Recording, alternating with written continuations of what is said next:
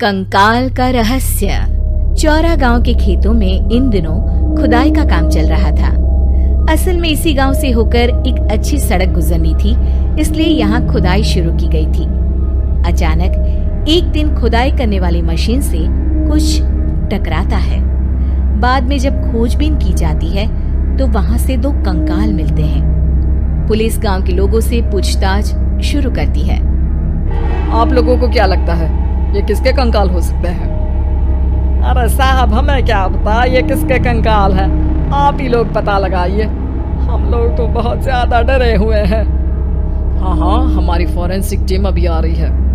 ये बताओ कि इस गांव के रहने वाला कोई जोड़ा गायब तो नहीं ना? क्योंकि शुरुआती जांच में तो ये बात सामने आ रही है कि एक कंकाल किसी पुरुष का है तो एक किसी महिला का। साहब, हमें तो बहुत डर लग रहा है। ऐसे कंकाल मिलने का मतलब गांव के आसपास ही किसी की हत्या हुई है या फिर किसी को जलाकर मार डाला गया है। हाँ साहब, हम अपने परिवार को लेकर बहुत ही ज्यादा परेशान हैं।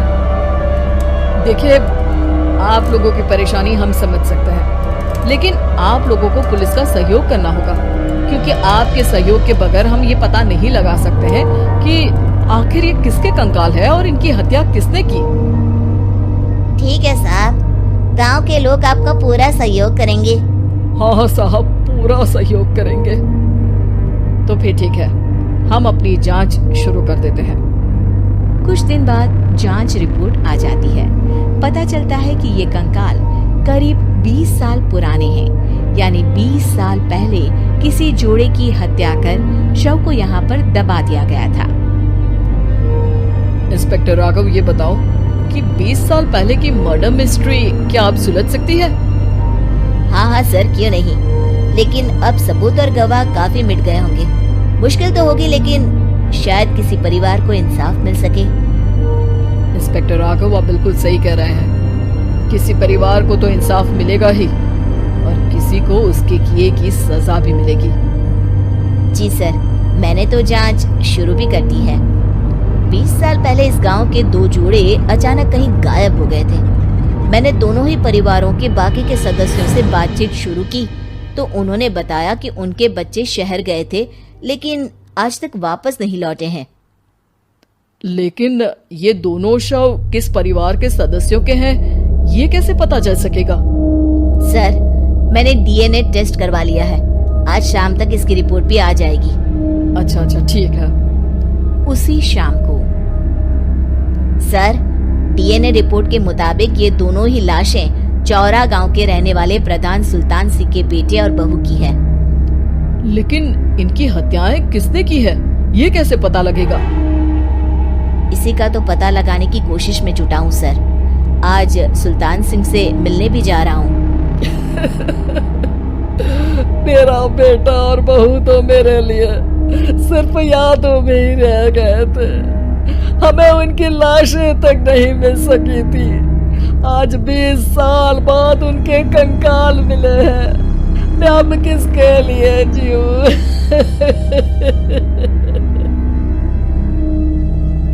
लेकिन सर, क्या आपकी किसी से कोई दुश्मनी थी? अपने बेटे बहू की हत्या के लिए आप किसे जिम्मेदार मान रहे हैं? अब मैं किसका नाम बोलूं? मेरी तो किसी से दुश्मनी नहीं थी, बस मेरे बेटे बहू को कोई वापस ला पाता।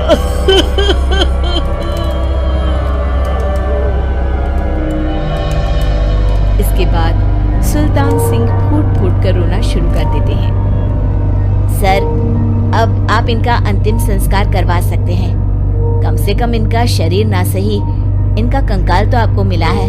लेकिन हाँ, अगर आपको कुछ भी याद आए तो जरूर बताइएगा। मेरी तो बेटा अब उम्र हो गई है, लेकिन मेरे बेटे और बहू के हत्यारों का जरूर पता लगाइएगा, क्योंकि जब तक हत्यारे पकड़े नहीं जाएंगे मेरा मन नहीं मानेगा। सर, हमारी पूरी कोशिश रहेगी हत्यारे को पकड़ने की। लेकिन एक बात बताइए, उस वक्त आपको किस पर शक गया था? उस वक्त मेरे एक ड्राइवर को पकड़ा गया था, लेकिन सबूतों के अभाव में उसे छोड़ दिया गया था।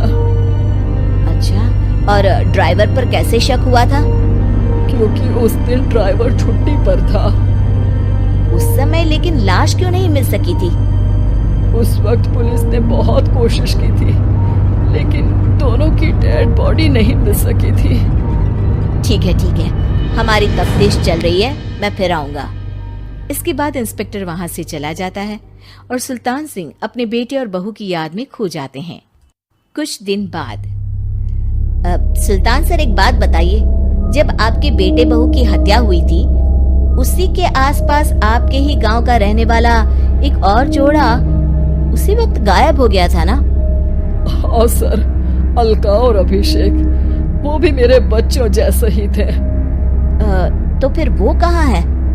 उनका भी आज तक पता नहीं चल सका, लेकिन बताते हैं कि कुछ साल पहले अभिषेक को गांव के ही किसी आदमी ने मुंबई में देखा था, लेकिन फिर वो गायब हो गया।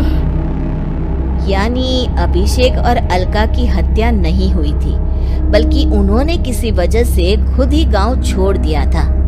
हाँ, हो सकता है, क्योंकि अभिषेक मेरे बेटे संतोष का अच्छा दोस्त था और उसका मेरे घर भी आना जाना लगा रहता था। हो सकता है कि उसने मेरे बेटे और बहू के बारे में सुन लिया हो और ये गांव छोड़ दिया हो सकता है। उनके परिवार का कोई अब नहीं रहता क्या इस गांव में? अब तो कोई नहीं रहता। एक चाचा थे, लेकिन उन्होंने भी अपना पुश्तैनी मकान बेच दिया है। वो भी अब कहीं शहर में ही बस गए हैं। अभिषेक और अलका के बारे में भी पता लगाना होगा। हो सकता है कि वही इस हत्या के बारे में कुछ बता सके। हो तो सकता है, लेकिन वो बेचारे तो खुद ही वक्त के मारे थे, वो क्या बताएंगे। फिर भी सर, जब केस दोबारा खुला है तो जांच तो करनी ही पड़ेगी, और इस बार तो लाशें भी बरामद हुई है। कुछ दिन तक लगातार तफ्तीश चलती रही। एक दिन थाने से सुल्तान सिंह को फोन आता है। हाँ, कौन बोल रहा है? सर, मैं कांस्टेबल तुलाराम बोल रहा हूँ थाने से। आपको थाने आना पड़ेगा। थाने? लेकिन क्यों? सर, किसी की पहचान करवानी है। अच्छा ठीक है, मैं दोपहर तक पहुंचता हूँ। सुल्तान सिंह दोपहर में थाने पहुंचता है। कई पुलिस के अधिकारी वहां मौजूद रहते हैं। सर, आपके बेटे की हत्या का रहस्य आज शायद सुलझ जाए। अच्छा इंस्पेक्टर राघव, पर वो कैसे?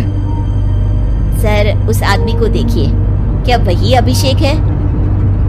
सुल्तान सिंह की आंखों में हैरानी से आंसू आ जाते हैं। हाँ सर, यही अभिषेक है। ये आपको कहाँ से मिला? सिर्फ अभिषेक ही नहीं, बल्कि इसकी पत्नी अलका भी इसके साथ है। मैडम, जरा अभिषेक की पत्नी को लाइए। जैसे ही अलका को पेश किया जाता है, सुल्तान सिंह जमीन पर गिर जाते हैं। सुल्तान सर, क्या हुआ आपको? आप अलका को देखकर गिर क्यों गए?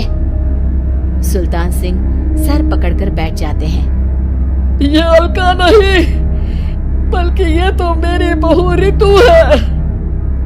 पूरा थाना एक दूसरे का मुंह देखने लगता है। क्या? इसके बाद हर किसी को दो कंकाल और हत्या का रहस्य समझ में आ गया। अभिषेक और रितु ने मिलकर संतोष और अलका की हत्या की थी और लाश को जमीन के नीचे दबा दिया था। आज 20 साल बाद इस हत्या का रहस्य खुल सका था कि अवैध प्रेम संबंध में दो मासूमों की जान